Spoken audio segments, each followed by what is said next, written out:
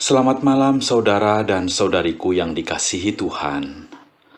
Malam hari ini kita akan kembali merenungkan sebagian sabda Tuhan sebagai salah satu wujud ungkapan syukur kita atas kasih dan penyertaan Tuhan dalam hidup kita pada hari ini, Selasa 9 Agustus 2022. Marilah kita memohon hikmat dan pertolongan Tuhan dengan berdoa. Ya Tuhan, kiranya Roh-Mu yang kudus menerangi hati, jiwa, dan pikiran kami, agar kami memahami firman-Mu, dan agar kami hidup seturut dengan kehendak-Mu. Amin. Pembacaan Alkitab dari Ibrani pasal 11 ayat 17 sampai 28. Akan kita baca ayat 17 sampai ayat 21. Demikian kesaksian firman. Karena iman, maka Abraham tatkala ia dicobai mempersembahkan Ishak, ia yang telah menerima janji itu rela mempersembahkan anaknya yang tunggal, walaupun kepadanya telah dikatakan, keturunan yang berasal dari Ishaklah yang akan disebut keturunanmu. Karena ia berpikir bahwa Allah berkuasa membangkitkan orang-orang sekalipun dari antara orang mati. Dan dari sana ia seakan-akan telah menerimanya kembali. Karena iman, maka Ishak sambil memandang jauh ke depan, memberikan berkatnya kepada Yakub dan Esau. Karena iman, maka Yakub ketika hampir tiba waktunya akan mati, memberkati kedua anak Yusuf, lalu menyembah sambil bersandar pada kepala tongkatnya. Saudara-saudariku yang dikasihi Tuhan, ada kisah haru ketika seorang ibu menerima berita kematian anaknya dari dokter yang merawat anak laki-laki yang sangat disayanginya. Bagi ibu ini, sangat sulit menerima kenyataan bahwa anaknya yang masih belia dinyatakan meninggal oleh dokter yang merawatnya. Anaknya masih sangat muda, penurut, pintar, dan beberapa hari sebelumnya masih terlihat segar bugar. Dan tiba-tiba sakit, dan sekalipun baru menjalani perawatan 1-2 hari, sekarang malah dinyatakan meninggal. Dalam kepedihan dan kesedihannya, ibu ini melarang dokter dan pihak rumah sakit yang akan memindahkan anaknya ke ruang jenazah untuk perawatan. Sambil menahan tangis, ibu ini berkata, "Tuhan, aku percaya Engkau. Anakku ini tidak mati, ia hanya tidur. Tolong Tuhan, aku percaya Engkau mempunyai kuasa kebangkitan dan bisa membangunkan anakku dari tidurnya. Tolong Tuhan. Engkau sudah berjanji bahwa jika aku mempunyai iman sebesar biji sesawi saja, maka aku bisa memerintahkan gunung ini berpindah. Maka Tuhan, bangunkanlah anakku, karena aku percaya kepadamu." Semua orang yang berada di sekeliling ibu ini berusaha meyakinkan beliau agar beliau bisa merelakan kematian anaknya.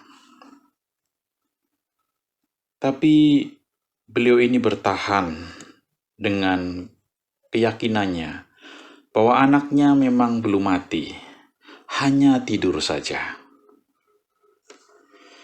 Singkat cerita, butuh waktu berjam-jam sepanjang hari itu untuk meyakinkan ibu ini dan membiarkan ibu ini dalam situasi denial atau dalam situasi masih menolak kenyataan pahit yang sedang dialaminya, sampai kemudian akhirnya dia bisa berpikir jernih dan menerima kenyataan bahwa anaknya memang telah meninggal dan kembali ke pangkuan Sang Empunya kehidupan.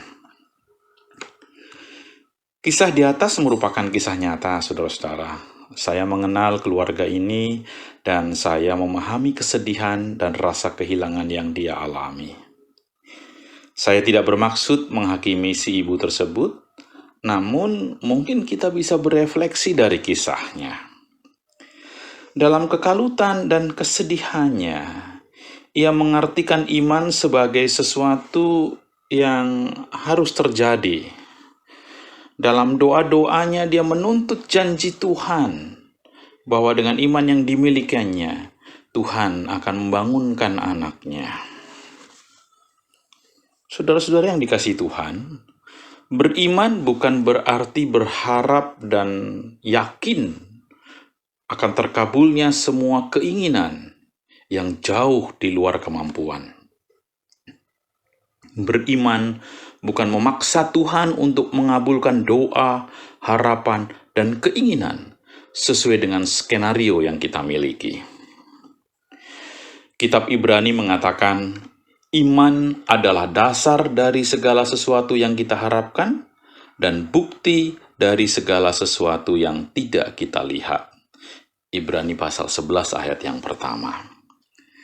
Jika kita belajar dari kisah-kisah yang diceritakan dalam Ibrani 11, tentang Abraham yang taat mempersembahkan Ishak, dan kemudian Allah menyediakan domba sebagai pengganti untuk dipersembahkan, tentang Ishak yang mengucapkan berkat buat Yakub dan Esau, tentang Yakub yang menjelang kematiannya juga menaikkan doa berkat buat anak-anaknya, maka iman sebenarnya menuntun kita percaya kepada jalan Allah.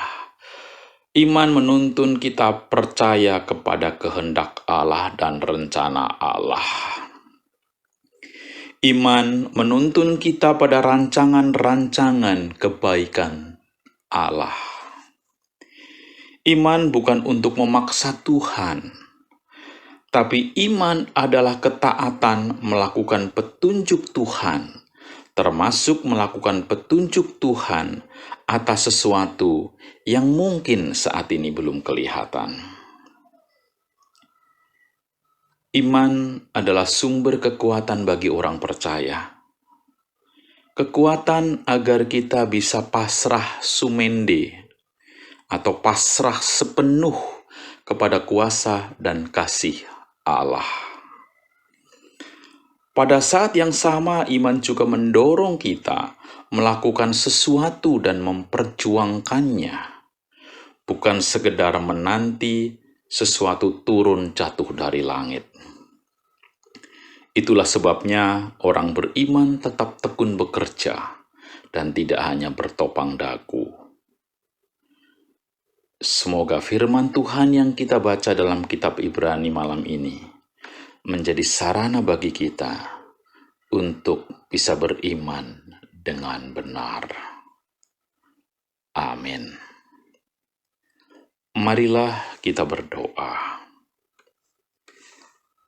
Ya Tuhan, kiranya Engkau berkenan menolong kami agar kami beriman yang benar, agar harapan dan keinginan kami juga selaras dengan kehendak dan rancangan-Mu yang penuh damai sejahtera. Tolonglah kami ya Tuhan, agar senantiasa memiliki pengharapan, namun juga sekaligus ketaatan untuk melakukan kehendak-Mu dalam kehidupan kami, melalui setiap tugas dan tanggung jawab yang Engkau percayakan kepada kami. Kami membawa beban hidup kami dan meletakkannya di bawah kaki-Mu, karena kami percaya bahwa Tuhan akan memberikan kami hikmat dan kekuatan untuk menghadapi setiap masalah kami dengan berkat pertolongan-Mu. Kami berdoa bagi yang sedang sakit, kiranya Engkau berkenan memberikan harapan, kesabaran, dan kesembuhan. Kami menyerahkan diri dan hidup kami dalam penyertaan tangan-Mu ya Tuhan. Lindungilah istirahat kami pada malam hari ini, agar esok pagi kami boleh menyambut terbitnya fajar dengan penuh pengharapan. Dalam pengasihan-Mu kami memohon. Amin. Selamat malam, selamat beristirahat. Tuhan menyertai dan melindungi.